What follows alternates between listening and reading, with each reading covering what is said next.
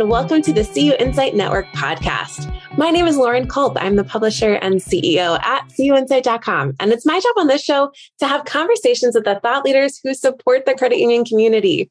We get to identify those issues that affect credit unions and have a discussion on all the best practices that exist so that we can learn from one another and improve our credit unions. My guest on today's show is Andrea Brown, the VP of Client Engagement at Lodestar Technologies. Andrea, thanks so much for being here. Thanks so much for having me. Well, most of us didn't grow up thinking that we would get to work with credit unions. I always like to start off the show this way. What did you want to be growing up? Yeah, so when I was growing up, the earliest that I can recall, kind of what I wanted to be when I grew up was a lawyer. And my mom used to joke with me and say that was my calling because I argued so much. So I think I've grown out of some of that. I went through a phase where I wanted to be a psychiatrist.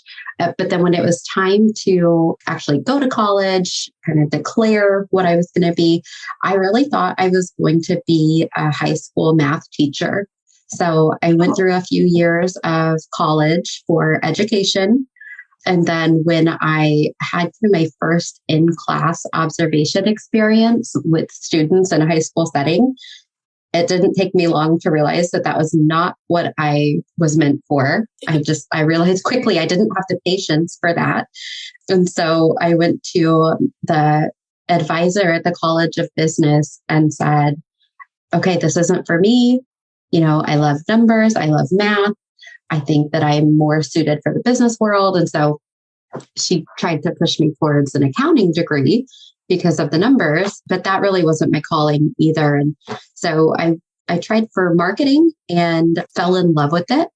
And I remember my senior year of college, I had a market research class. This was 2008, 2009 timeframe. So analytics was still pretty new and not really a focus area where I went to school. And so things sort of clicked in that market research class. And I realized, there is a future for analytics and marketing. And after graduating with my bachelor's degree in marketing, I went straight into my MBA and kind of continued that education with a focus towards analytics. That is amazing. So tell us then more about your journey to your current role now as VP of Client Engagement at Lodestar. It's such a cool story hearing, so many different things. You could have been a lawyer, could have been a math. I can't blame you. It sounds like teachers have a pretty hard job. But what was that journey like to the role now at Lodestar Technologies? Yeah, so it was kind of unexpected. I was working at a credit union through college, started on the teller line. And then after graduating, stuck around for a little bit. But again, I was kind of in this new world of analytics and trying to figure out where can this career take me? And at the time, credit unions weren't really in the analytics space. So I assumed I would have to move to a bigger city, work for a bigger company to be able to pursue kind of that analytics dream of mine. But I was actually very fortunate because the credit union I worked for, it was Evansville Teachers Federal Credit Union at the time. They've rebranded and now they're known as Liberty Federal Credit Union. Around the time I was finishing with my MBA, they got a new CEO. So we got new leadership, and our new CEO was very data driven, and he had a lot of respect and emphasis on data. So I really was fortunate to be kind of taken into that direction at my credit union. So I'm very grateful for, his name is Bill Shermer. I'm very grateful for Bill and his leadership and the opportunities that he gave me to really build out the data strategy at that credit union. I started from a team of one to a team of, I think there were 9 analysts at the time I left. So we did some really incredible things. And one of our partners along that journey was Lodestar Technologies. So I built a relationship with the folks at Lodestar. I had a ton of respect for what they did from a data analytics and warehousing perspective, but also how they treated us as a partner and really that client experience. So fast forward to January of 2022, when Lodestar created a new position, this VP of Client Engagement role, brought me on board so that I could help other credit unions really make the most of their investment in the technology and build out their data strategy. And beyond that, kind of put together action plans to actually move along their journey and bring those things to life. That is amazing. So then for Lodestar, let's say you are at an event, we've got a couple events coming up here in the credit union space, some big ones. What would be the elevator pitch you would give folks about what you really do and where you add value for credit unions? Well, it's hard for me to condense it into an elevator pitch because I do have so much passion and so much history with the company. So hopefully we're going to the top floor of a really tall hotel. Right. But really, what I want to share, what I always love to share about Lodestar is that we are an analytics partner for financial institutions. And what that means to us is we provide a full service analytics platform. So we've got the data lake, the data warehouse, data connectors, visualization platform, workflow modules. So we've got all of this wonderful technology to help them move along their analytics journey. But more importantly, we have a team of experts that come from the financial services industry dedicated to our clients. We know data, we know credit unions, we know the industry. And so this sets us up really well to help our clients leverage the power of their data.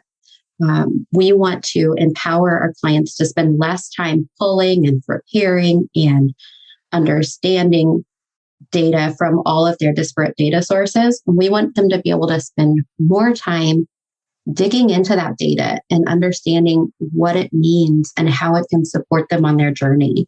So from the time we start talking with a prospective client, we're constantly working to build that partnership and to understand their strategic initiatives so that we can make intelligent recommendations about how they can move forward with our Lodestar technology and our talent. I love it. Well, that could be a mid elevator ride. So using data effectively is such a key focus for a lot of credit unions. And I know, you said this is an area of expertise for you. Could you share how you see data being used maybe the most effectively for impactful marketing? And I think there are a lot of challenges in using data effectively, but what do you think is the way that it's being used most effectively for marketing? I think that one of the most effective ways credit unions can leverage data for marketing is really one of the most basic ways, and that is to create a targeted communication strategy. So I still talk to a lot of credit unions who are struggling to get the data they need to create that targeted marketing strategy. And so they are still doing kind of a one-size-fits-all marketing and communications approach. But if you put yourself in that member's shoes, just think about your own email inbox or your own text messages or your own ads that you see day in and day out. There's so much that is inundating us from a marketing and sales and consumerist perspective. And so from your credit union, you really want the information that you're receiving to feel like they know who you are. You don't want just more noise from your credit union, right? So from a credit union perspective, sometimes it's really hard to get the information that you think you need for targeted marketing, but it's very valuable to spend the time getting that data, bringing it all together, even starting small and just something simple like separating your members who have a checking account from your members who don't have a checking account.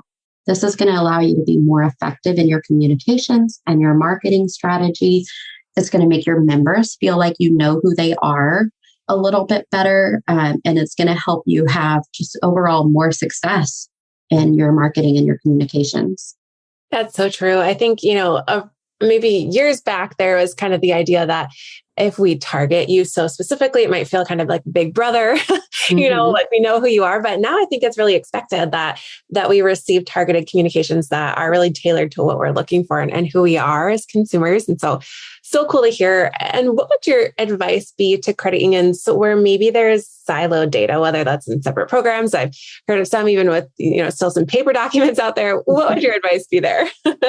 Yeah, that's a challenge that we talk to credit unions about day in and day out. And it's understandable. They've got such a long history of all these different ways of doing things.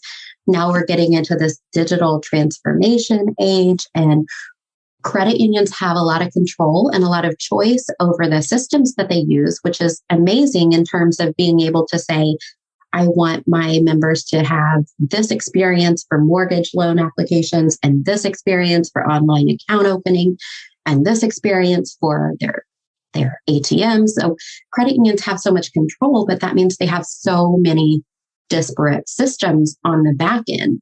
And that can be a challenge for a number of reasons. But I think the biggest is that the data is in, like you said, so many different silos that it makes it really hard to get all of the data in one place to feel like you do know the members and you can effectively target them. So this can be kind of overwhelming to credit unions if you stop and think, okay, I've got to get all of my data from all of my different systems in one place. What am I going to do about those paper documents? How am I going to do all of this? And so it can feel like so much that sometimes it's hard to even get started at all. But really, my advice is, if you're not already leveraging a data warehouse, that should really be something on your strategic initiatives for this year, for next year. Start by having a place to begin connecting your data. And then take an inventory of all of your data sources. You're probably going to be surprised at how many there are, but everything from your core processor to your consumer LOS, to your mortgage LOS. If you're using a different member-facing POS system for consumer or mortgage, you want to consider those. Your credit card processor, your debit card processor, your ATM network, your digital banking, your bill pay. If you've got a personal financial management or a budgeting tool, even things like your marketing automation platform, online forms, if you're allowing your members to apply for things like Skip-a-Pays or replacement debit cards or all of these things, all of these different channels are collecting data. So start by just getting them all in a list, taking an inventory of everywhere that your member data lives throughout your organization. And then you're going to want to go through and prioritize, because some of those data sources are obviously a lot more valuable than others. So you're going to prioritize your core processor over your online forms, for example. But as you start prioritizing, it kind of helps you come up with a plan of how to get everything into one place, because it's not going to happen overnight. Most credit unions don't have the budget or the capacity or the resources to make that happen overnight. But coming up with a plan and understanding how you're going to get the most value out of your sources is really important.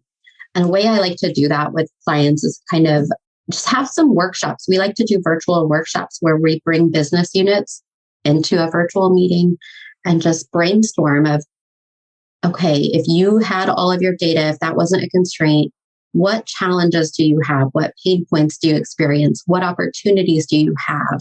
And then we plot those on a very simple 2x2 matrix, which helps us understand kind of the size and the scope of the project, as well as the impact. And that gives us some really good, simple information to put together a plan. We start to evaluate use cases, determine, are these going to provide process improvement opportunities, increase your efficiency, improve your member experience, your employee experience? What kind of impacts are these use cases going to have? And how long is it going to take us to build out this solution or to integrate this data source or whatever it is? And then you kind of take that, put it together in terms of what projects you're going to tackle and when.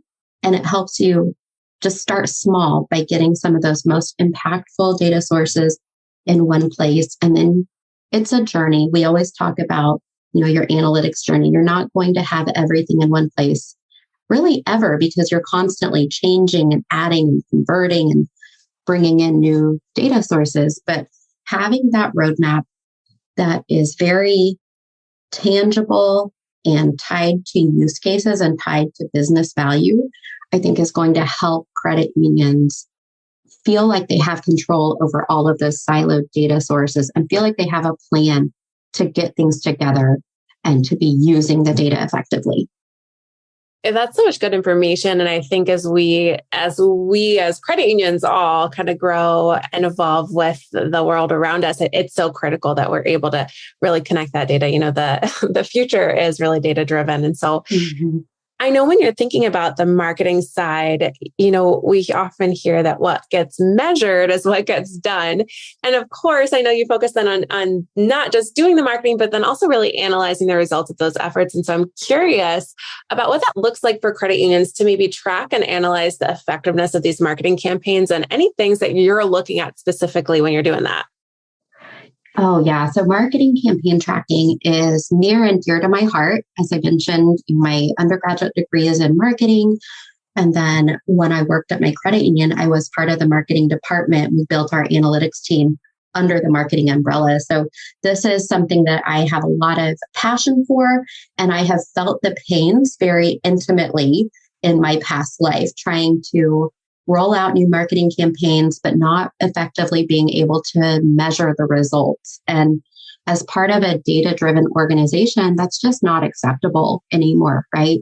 So budgets are getting scrutinized more than ever. Your marketing dollars are in demand for so many different things. You've got to be able to measure your campaigns and find out what's working and what's not working. Often what I hear are challenges for measuring marketing campaigns is that there's not really a good tool that can capture the campaign, tie it to individual members that are part of that campaign, and capture what has happened, what kind of actions that member has taken. So if I think about, my past and trying to manage marketing campaigns, often it would start by identifying what is the campaign, what is the offer, and who is our target audience. So you get that target audience and you've got a list of maybe 100 members that are going to be part of this campaign. So then those 100 members are captured often in an Excel spreadsheet that can then be uploaded into your email platform or into your digital banking to push messaging out that way. Whatever systems you're using for the communication, you're using this Excel spreadsheet as your driver.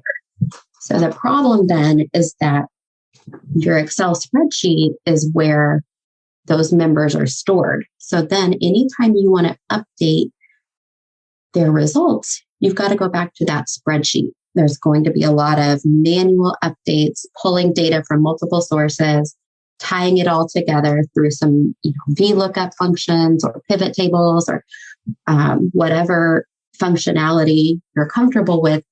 But again, it's going to be a very manual process. So every time you want an update on that campaign, you've got to go through that process to get it.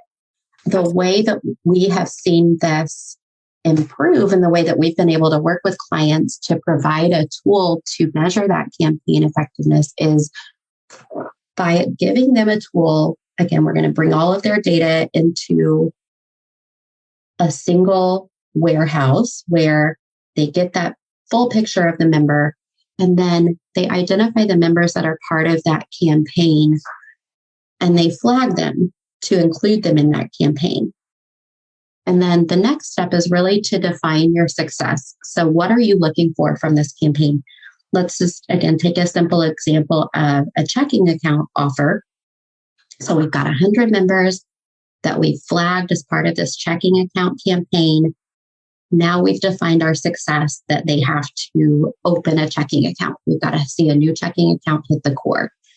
So when you have something like a data warehouse with some of these workflow tools on top of it, you can define that success criteria, and your data warehouse can be looking every day to see if the members that are part of that campaign have taken advantage of that offer, if they've opened a checking account, if they have not opened a checking account, which is just as important to know. So we can automate and streamline that campaign tracking.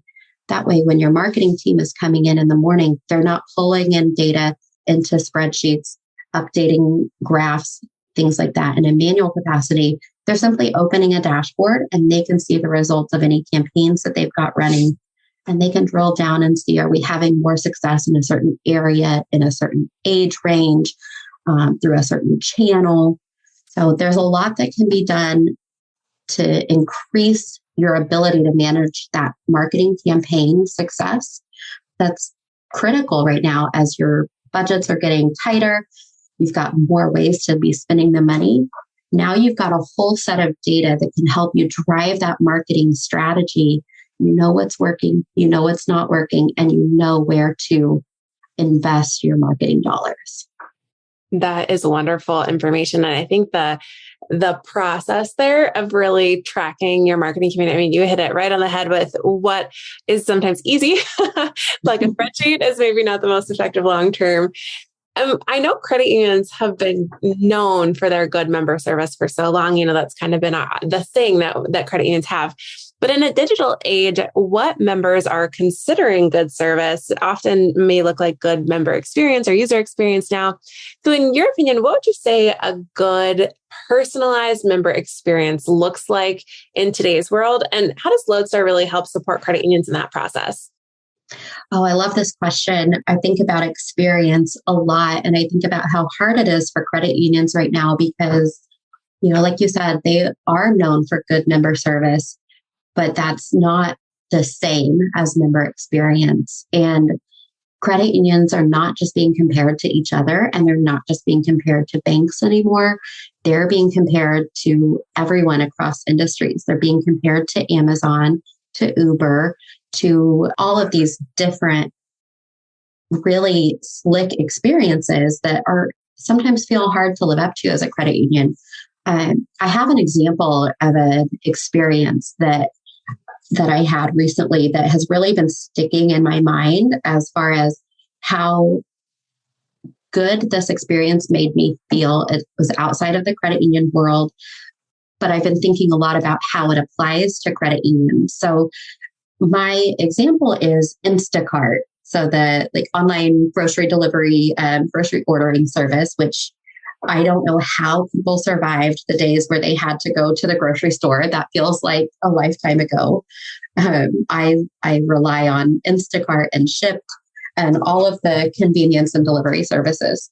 So I noticed an email in my inbox at the end of 2022 from Instacart. And I don't remember what the subject line was, but it caught my eye. And so I opened it up, and it was a very personalized email that said, Andrea, congratulations. You saved 150 hours last year by not stepping foot into a grocery store or something along those lines, and I thought that was so cool because they're using the data they know about me. They know how often I order groceries. They know how, big or small my grocery lists are.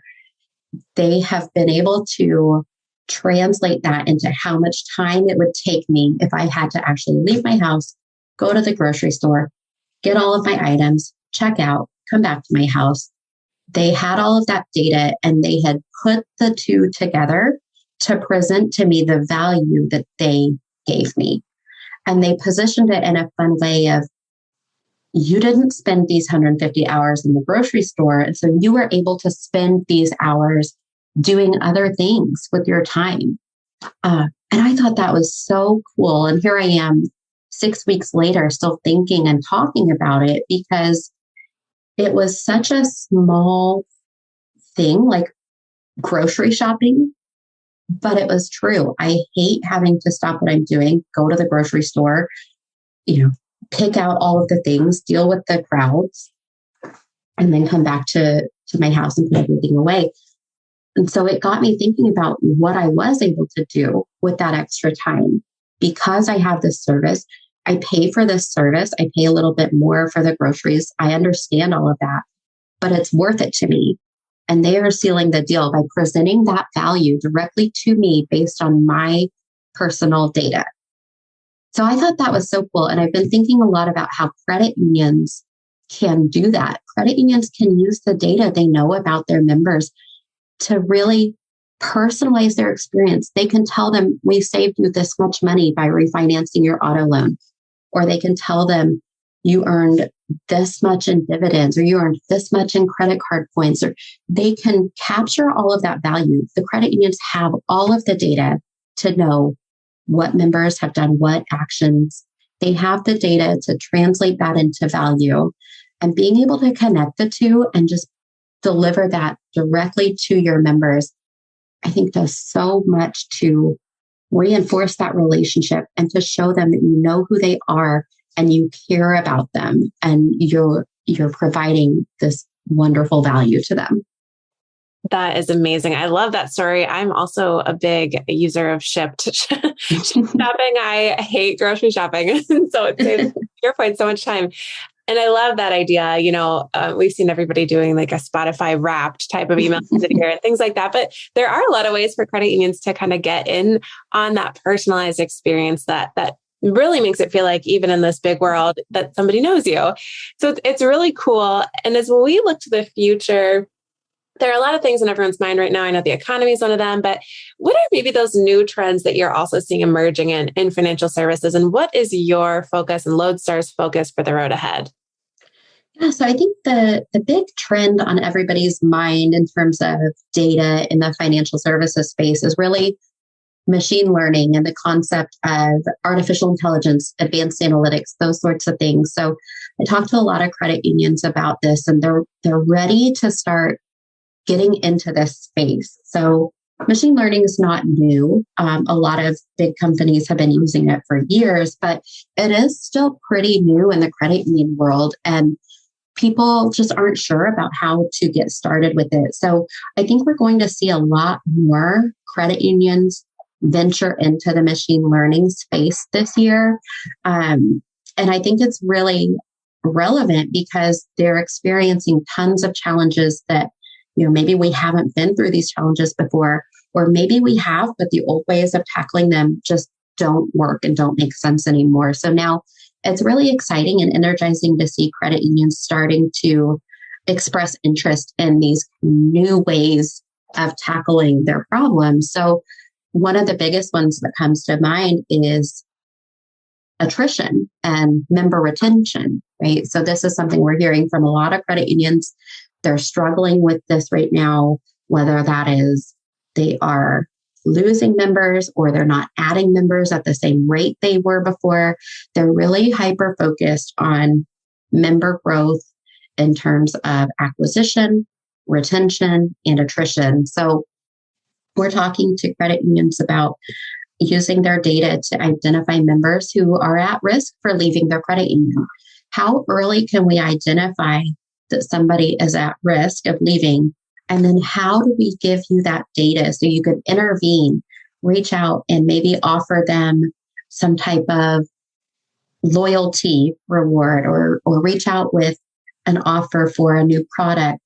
And how are you tracking that? And how are you measuring success? So I think that's the biggest trend that we're seeing in the credit union space. It's what we're talking to a lot of our clients. We're tackling this by leveraging our team of data scientists to work with our clients to understand the data that's available to them, to really push that data into our machine learning models so that the technology can be mining that data to try to find those triggers that we can't find. If we could do this ourselves, we would have been doing it, right? So we're leveraging our data scientists to build the technology to consume all of the data that we have available. And then we're working with our clients to understand, how do you want to use this data? Do you want to send emails? Do you want to send letters? Do you want to make outbound calls? What is your action plan for the data so that we can build out solutions that makes it really easy for them to take action? And then we're also getting that data back into the model to continuously improve and refine results. So it's a really exciting space to be in.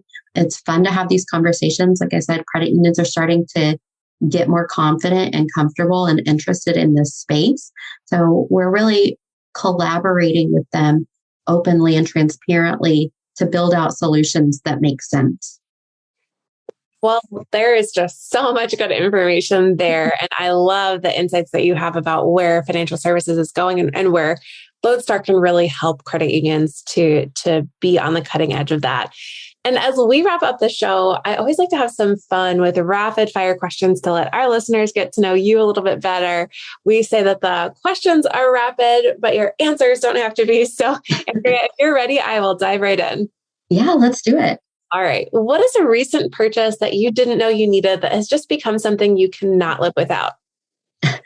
So my answer here is just organizers, all of the organizers. So recently I have added Ziploc baggie organizers, one of those plastic bag holders. I've got water bottle organizers over the weekend, and it's just been game changing. I'm in like a declutter mode right now. I feel like my house was exploding, and I've got to get things out. If I don't have an organizer and they don't have a place to be nice and clean and tidy, then it's out of here. So really, I've been just embracing all of the organizers. I love it. All right. Well, when you hear the word success, who's the first person that comes to mind for you and why? So this is going to sound kind of cheesy, probably. It's not necessarily a person, but it's a client of ours that I've been working with. I've been so impressed with the way they have implemented their Lodestar technology and then the way they have built their culture around becoming more data-driven. It's Northern Savings Credit Union. They're in British Columbia. They are a newer Lodestar client. They've been on our platform for a little while, but they're still getting into all of the things that we can do. And I'm just so proud and impressed of the way they've been tackling this, from implementing the warehouse and then working cross-functionally, bringing all kinds of different business units together for workshops to express ideas and generate excitement, which led us to forming a multi-year roadmap and a comprehensive data strategy. And now we're in the phase where we're kicking off the projects on the roadmap, and they've got such a good energy. You can tell everybody is excited. They have the vision. They understand why we're doing these things. And it's just been such an honor to be a part of that journey and to see how successful they are already and to know how successful they're going to be in the long run. That is so cool. I love that story. Awesome. Well, let's give you a random question. What are you listening to most right now? I am a podcast junkie. So my friends and family kind of tease me. I don't listen to a lot of music. It's always podcasts. My favorites always are We Can Do Hard Things, Glennon Doyle. Lately, I've been listening to Rethinking with Adam Grant. And then I'm always a sucker for a good true crime podcast. Amazing. We're going to link to those. Those are some really great ones that you listed off there. I love that. More of a podcast person than a music person, but amazing. All right. Any books that you have gifted or you think just everyone should read? So the book that I like to gift is Untamed by Glennon Doyle. It has been really impactful for me in my personal life. And really the thing that I love about it is that, she gives readers the tools to become more self-confident. And really that she talks about this concept of the knowing, which is something that I've been doing a lot of work on over the past year. And I think about it as kind of trusting myself and understanding who I am and what drives me and believing that I am good at the things that I'm doing. So, like a lot of women, I struggle with imposter syndrome. It's been a big part of my career, and it's something that I work on every day. And that book was huge to help me kind of get past some of that and start building my confidence and pushing myself outside of my comfort zone. And so it's just been really instrumental in my growth. So I like to share that with people that I think could also benefit from those messages. That is wonderful. I know that is such a big thing, especially for women in the workplace. And so it sounds like such a great resource. We'll definitely link to that here as well. Let's say the calendar is empty. What are you doing to unwind outside of work? Is the calendar ever empty? The calendar is empty at times, but my husband and I have two boys. They are 4 and 6. Oh. So even though the calendar is empty, there's not really a lot of downtime. But lately, we have been playing a lot of Lego Batman on the Xbox, which is so random, but the kids are obsessed with it. And we love to just sit on the couch and play Lego Batman. It's weirdly emotional for me because I feel like they're, transitioning from babies and toddlers into like little boys playing their video games and strategizing and working as a team. And so I love just kind of having fun playing the games with them, but more it's about kind of stepping back and watching who they're becoming as little people. So I would say Lego Batman is probably taking a lot of our time lately. And then when the kids go to bed or if they're occupied, my favorite thing to do is read. So either nonfiction books or I've been really into Colleen Hoover books lately. And that's kind of my way of unwinding. I love it. Well, that's so fun, the things that you do with your kids. Awesome. Well, we're going to link, like I said, to everything we talked about today in the show notes. But my last question for you is, do you have any final thoughts you'd like to share or just final asks of our listeners today? Yeah, so the final thought that I will share is I probably can't go a conversation without sharing this message, but it's the concept of don't let perfect get in the way of good. And so as I think back about all of the things that credit unions can be doing with their data, the ways they can be leveraging it for marketing, I never want anyone to get discouraged about where they are or to feel like they can't do these things or to feel like it's just too big. We don't have the resources. And so that concept, don't let perfect get in the way of good. Or another way to say it is don't let perfect get in the way of progress. I always like to remind that you can start really small. You can just do something small, test it out, see what worked and see what didn't, and then always build and evolve and learn along the way. But really, sometimes the hardest part is just getting started, and we can get in our own ways. I am speaking from my own personal experience. We can get in our own ways and think that if we can't do things perfectly, let's just not do them at all. But that's definitely not the case when it comes to leveraging data for your credit union, whether that's for marketing or any other capacity. This is something that we work with clients on a daily basis to help them get the value out of their data. I would love to have conversations with anybody who's struggling with getting started and just help you understand that you can start small and build from there. Well, what a perfect way to wrap up the conversation. Thank you so much, Andrea. There's been so much good information you shared. We're excited to link to all of this and then also to some contact information for you and your team at Lodestar. So anyone out there who would like to chat more about becoming more data-driven and all of the things that you can offer to credit unions, that will have an easy way to do so. And thank you to all of our listeners today for tuning into the CUInsight Network podcast. And we will be back again next time.